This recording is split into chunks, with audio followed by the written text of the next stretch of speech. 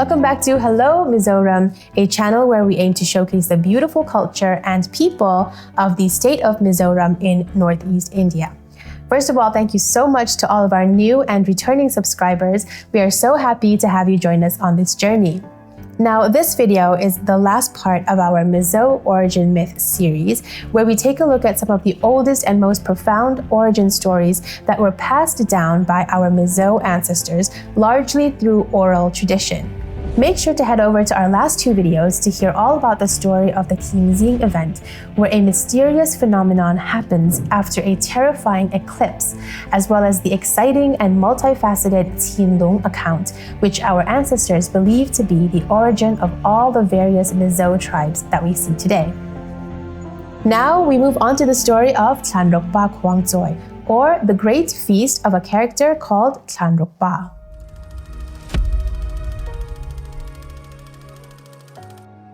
After the events of Qingxing, the Great Dark, and the earth had become repopulated from people coming out from Qinlong, there was once a very wealthy and powerful man called Thlanrawkpa. During those days, mankind and animals could speak with and understand one another. Now, Thlanrawkpa was going to conduct a Khuangchawi, which was a most revered ceremony that includes a great feast, and all the animals and humans were invited. Everyone danced, and even the earthworms from the bowels of the earth were invited to attend and dance along with them. For this reason, the people requested the sun not to show its face or cast its powerful rays for a while, so as not to scorch the earthworms as they came out of the ground for the ceremony. The reason why they were able to make this incredible request of the sun itself was because Thlanrawkpa was the son-in-law of a certain god. That certain god being the god of wind and rain. His name was Sabereka. In the book Mizo that was first collated by the National Tribal Research Institute in 1992, it was acknowledged that some accounts refer to Sabereka with another name, Bhuvana, although in many other Mizo stories, Bhuvana is described as being an entirely different character. But in any case, we'll get back to him in a little bit. When the sun heard all the revelry and merriment at the celebration, it decided to duck its head out to take a quick peek, and in doing so, ended up scorching all the earthworms as they were dancing. The slow loris, who had fallen in love with one of the earthworms because they glistened as they danced, fell into despair and anger at the sun for scorching the earthworms to death. This is why, to this day, it is said the slow loris avoids turning his face towards the sun. Meanwhile, attendants at the event were beckoning to a man called Sirte to come forward and perform a dance for the Khuangchawi ceremony. Sirte danced around on his feet all night long, but later, because he was caught sleeping, he was turned into the Vasir, which is the gray sabia bird. So Sirte became the Vasir. In other accounts, it was the performance of the Vakul, which is the greater racket-tailed drongo bird, that most impressed Thlanrawkpa, for he christened the drongo king over all other birds and gave it the authority to invite whomever it so chose to first partake of the meat and zu, which is the traditional rice beer. Now remember how we said Thlanrawkpa was the son-in-law of a certain god, Sabereka, the god of wind and rain.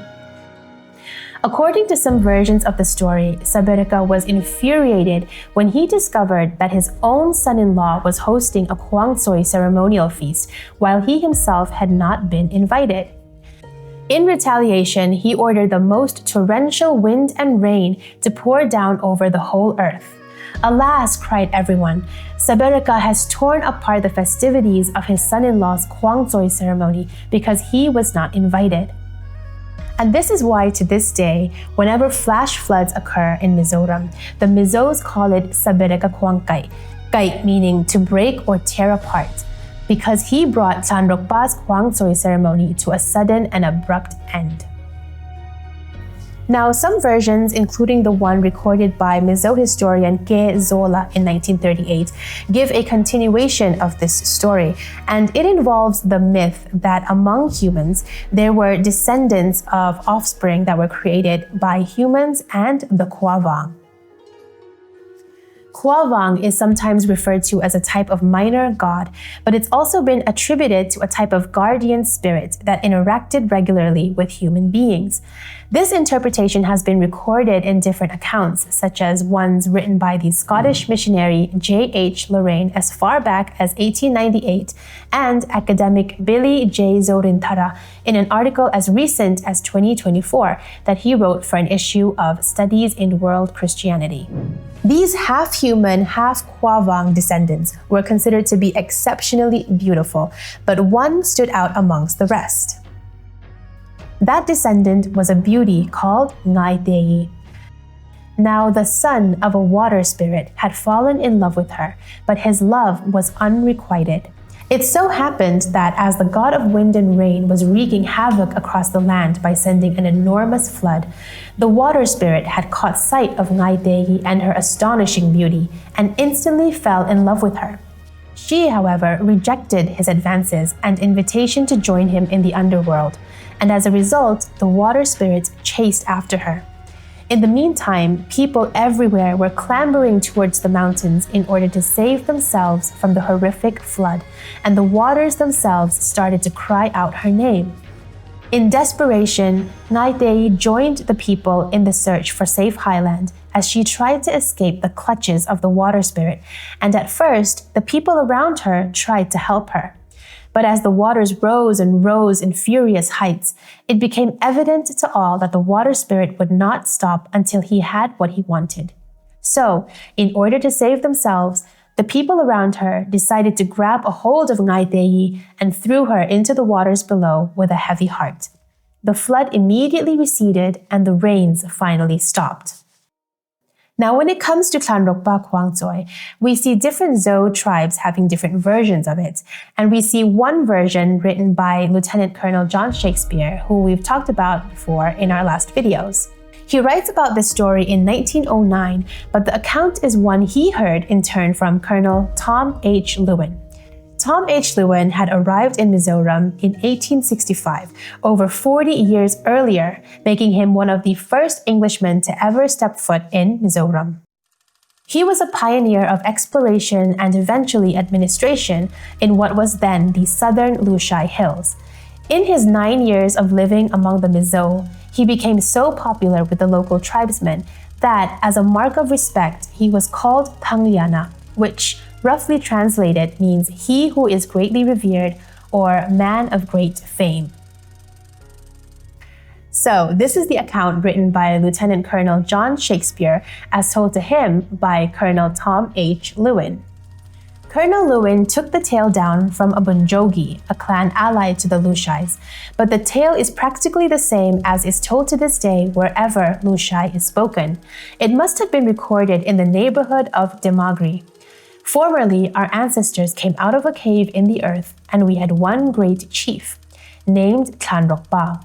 He it was who first domesticated the gayal, the tame bison. He was so powerful that he married God's daughter. There were great festivities at the marriage, and Thlanrawkpa made God a present of a famous gun that he had.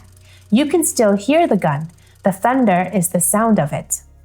Now, according to many Mizo historical writers, the Thlanrawkpa Khuangchawi story is often recognized for revealing a lot about how our Mizo ancestors saw the world around them. For example, many of them have written about how the story of Thlanrawkpa also happens to be the origin story of many animal names and names of phenomena in the natural world. Saberaga Khuangchawi, the Mizo word for flash floods, being one example that we mentioned earlier. Here are some other examples as told in different versions that have been recorded by historians like K. Zola, B. Laltangliana, R. L. Tanmoya, and Dr. Thlanrawkpa.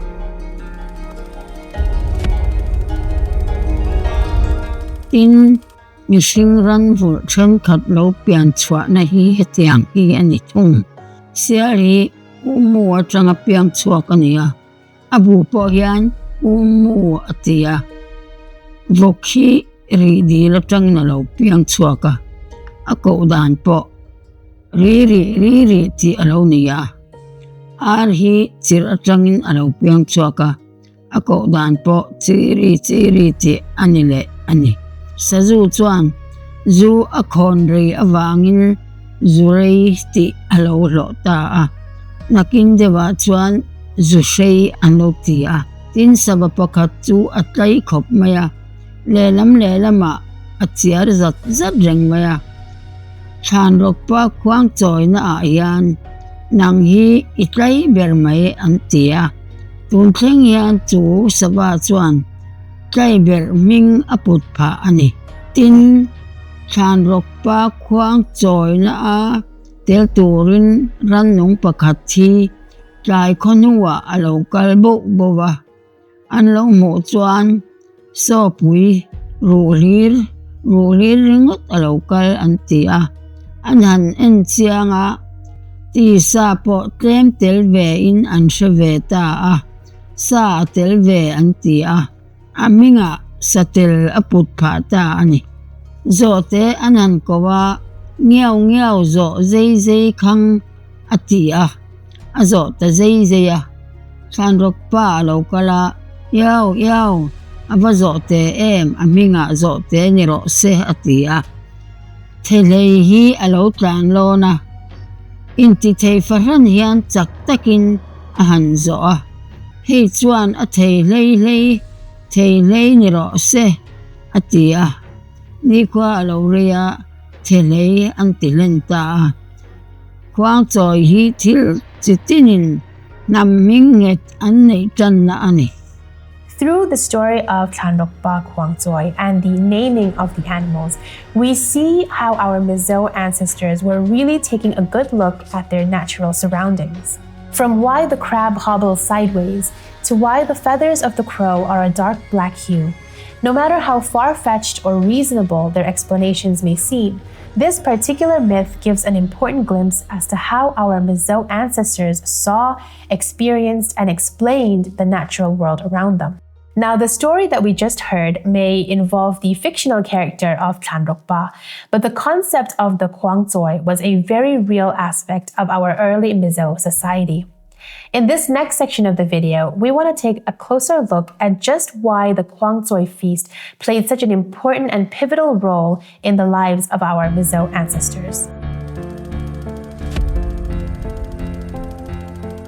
Khuangchawi was the greatest of all the sacrificial ceremonies and would be the final step in a prescribed series of so-called feasts of merit, which basically meant that the more of these feasts you could host, the greater the accolades, the level of fame, and spiritual rewards that you could get.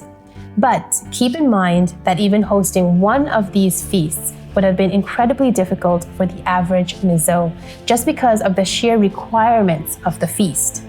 According to Reverend Liang Kaya in his 1938 writings, the practice of these ceremonial feasts of merit began around 1500 AD, when the Mizo people were still inhabiting the area between the Jiao and Rune rivers in modern-day Myanmar.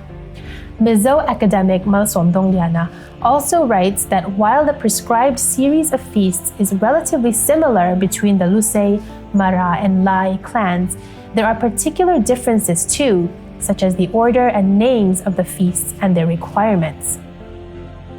Nevertheless, the Khuangchawi ceremony was the most lavish and extravagant of them all, with Mizo historians Zatluanga and Remkunga referencing it as the final step one could take towards earning the most coveted title of Thangchwa, which basically meant being revered and respected and famous for the rest of their lives, as well as earning a ticket to Bialral, which was what our Mizo ancestors believed to be an afterlife of luxury and comfort. All that being said, to get to host a Khuangchawi feast was no easy feat, and it was usually only afforded by the very wealthy or certain tribal chiefs. According to Mizo historical writer B. Laltangyana, Khuangchawi was almost always conducted during the month of October because it was considered to be the most favorable time of the year, both in terms of weather conditions and when villagers would finally have some time to rest after laboring in the fields all year long. In fact, this is why October is still called Khuangchawi Kla in the Mizo dialect, Kla meaning month. So October is quite literally the month of Khuangchawi.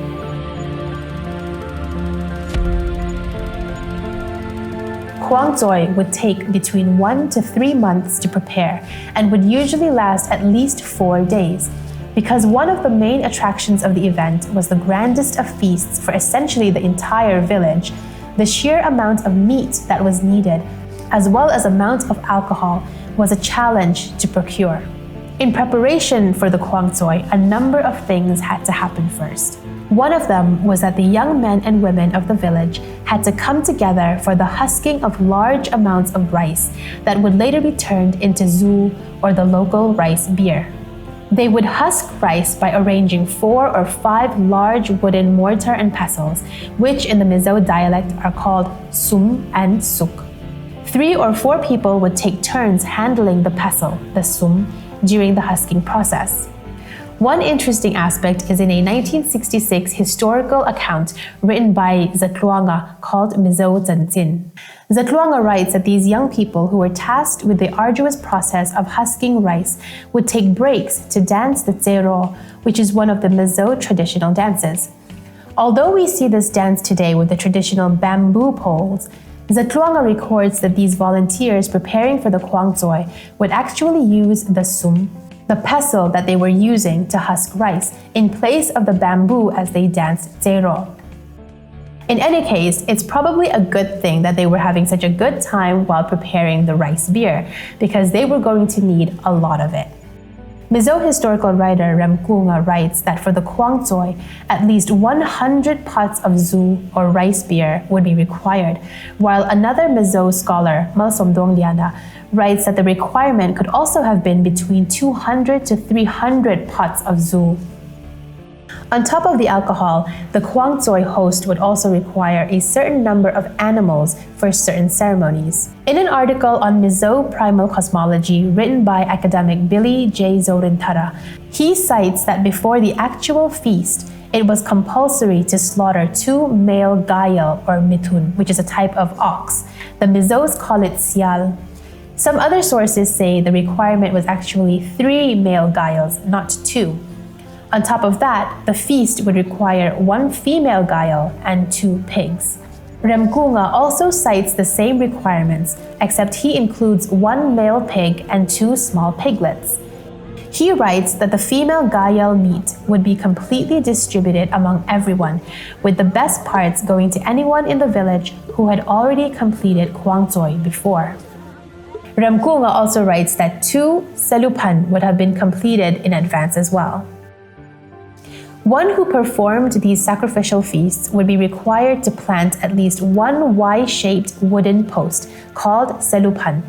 The word is a combination of 2 words, selu meaning the head of the gayal or sial, while pan means wooden post.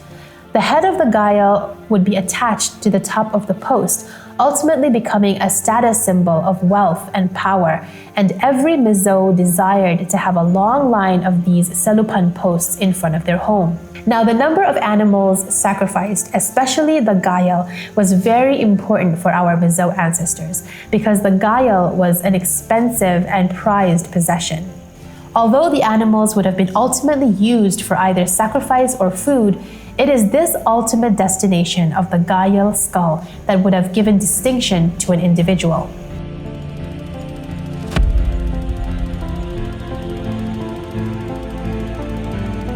According to Professor S. Hao Kanlian, the first thing he had to do before actually hosting the Khuangchawi feast itself was he had to kill a sow, a female pig, in the village chief's house and present a feast of pork to the village chief himself as well as the village elders, known as upaho. This special feast was to get their permission for him to hold the Khuangchawi feast, because the chief owned the mual, which was the grounds on which the people were going to dance during the feast. This is called mual lei nasa. Another ritual that had to happen before the actual Khuangchawi feast was that the host had to send somebody to the house of his father-in-law. This messenger would be sent with a forked piece of bamboo to which feathers and pieces of ginger were attached, and this would be placed on the wall of the father-in-law's house as an invitation to perform a dance at the Khuangchawi feast. During this journey from the house of the Khuangchawi host to the father-in-law's house, complete silence had to be observed, because to speak a word was tianglo, which means forbidden or unholy, and he was permitted to speak once he had placed the pieces of ginger on the wall. In turn, the father-in-law would offer zu and slaughter a pig for the messenger. On the day of the feast, the father-in-law, along with other men of his village, would dress themselves in their traditional attire and set toward the village where the Khuangchawi feast was to be held. Just before entering the village, they would fire their guns to announce their arrival, and as soon as the villagers would hear it, they in turn would set out to greet them, offering them whatever drinks they had at hand. Before meeting, however, the arriving villagers, the Tingdim, start to perform the Kualam, which means dance of the guests, because it was the visiting guests who would perform this dance.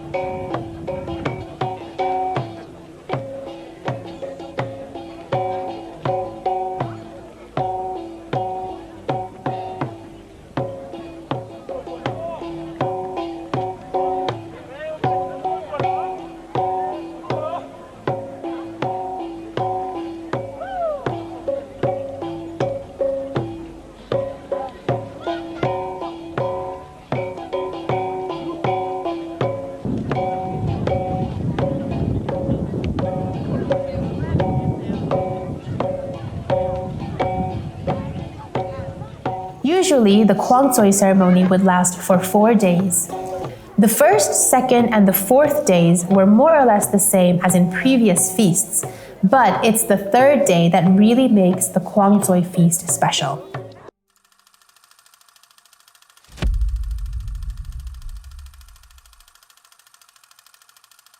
The first day of Khuangchawi would be preparatory, involving repairs of the host's house, the preparation of wine, the milling of rice, and young people of the village arriving in the evening to dance and enjoy themselves. The second day involved more drinking of zu and the slaughter of more pigs. Of those pigs, 1 boar would usually be reserved for a feast and 2 sows for sacrifice. The third day is the main event, a grand feast held for the entire village with men partaking of copious amounts of rice beer. For this day, a bison would be used for the feast, and sometimes 1 sow would be slaughtered and sacrificed by a trusted companion of the host. Oftentimes, this was a local priest who specialized in animal sacrifice. In the evening, after the feast, the apex of the actual Khuangchawi ceremony begins.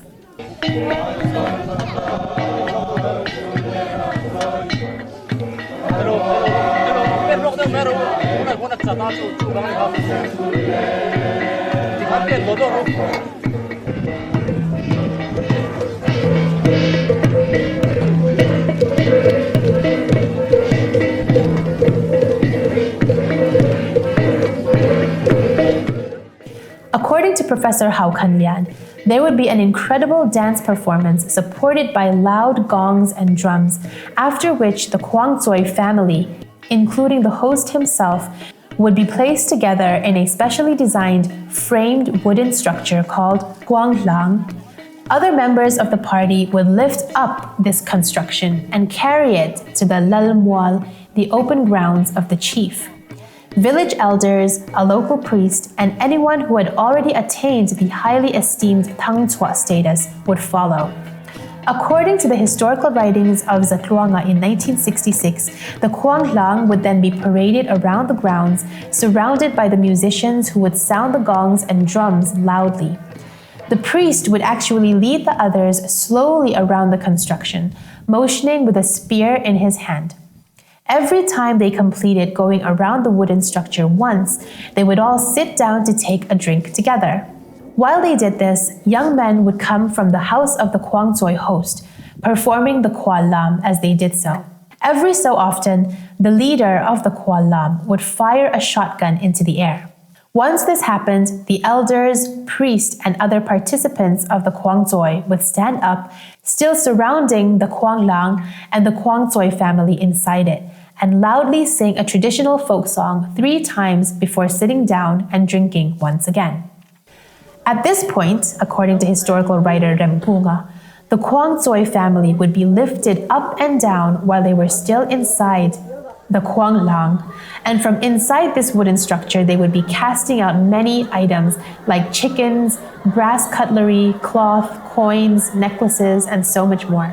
Villagers would scramble for these gifts because whatever they retrieved they were allowed to keep. The family, depending on their wealth, would even throw out items that represented guns and cattle, and the lucky individuals who would grab a hold of these items could exchange them later for the real thing.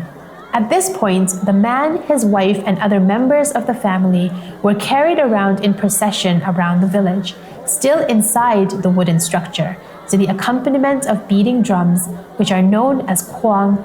This is where the Khuangchawi derived its name. After these rituals, the third day, also known as Ruaini, would officially come to an end.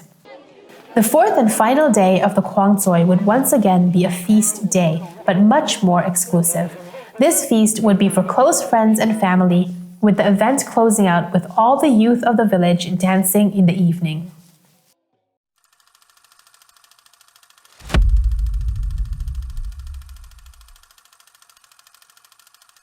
According to a 1992 book written by Dr. Sangkima, Mizo Society and Social Change, after the Khuangchawi feast was officially over, the host would be bestowed the title of Thlanrawkpa and his wife as Thlanrawknu.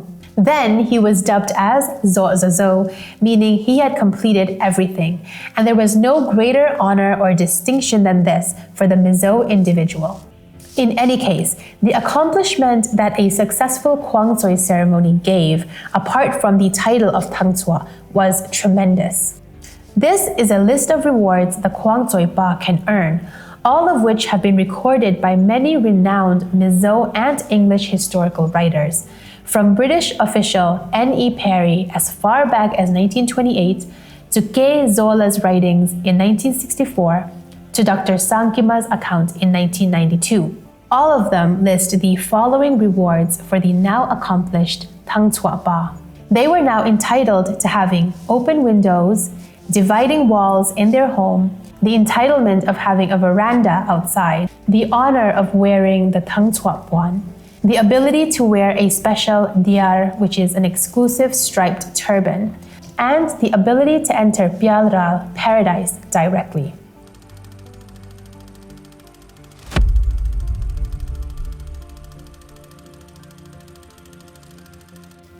When it comes to the legacy of the Khuangchawi ceremony and the eventual Thlanrawkpa status in Mizo history, there are some valuable points raised by Professor Benjamin Lalduoma. He writes, in the pre-colonial period, they were migrating people from one place to another, working day in and day out, facing many hardships for survival without permanent settlement.